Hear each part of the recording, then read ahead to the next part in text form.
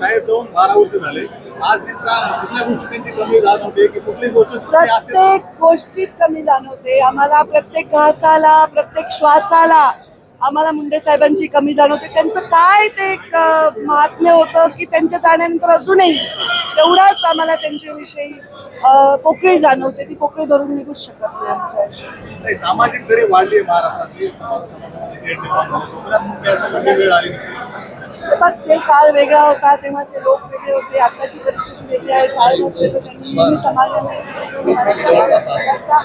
आणि त्यांच्या विचारावर वाचवर आहे हाच प्रयत्न शेवटच्या श्वासापर्यंत. लोकांना आव्हान केलं होतं की प्रत्येकाने आपापल्या घरी, आपापल्या वॉर्डात, आपल्या आपल्या गावात ही मुंडे साहेबांची पुण्यतिथी त्यांना समर्पित असा दिवस साजरा करावा. पण बऱ्याच संख्येने लोक आलेले आहेत, कार्यकर्ते आलेले आहेत.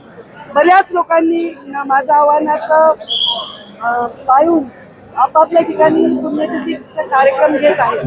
तर प्रतिसाद आव्हानाला दिल्याबद्दल सगळ्यांचे मी आभार मानते.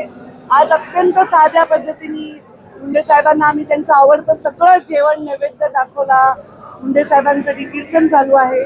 अत्यंत साध्या पद्धतीने आजचा दिवस आम्ही करतोय, कारण आज पेट्रोल, डिझेल आणि इंधनाचा जो प्रश्न आहे त्याच्यामुळे मोठ्या प्रमाणात आम्ही पुण्यतिथीचा कार्यक्रम नाही करतो. नाही, आज एक नवा सण एबीपी माझा, उघडा डोळे बघा नीट.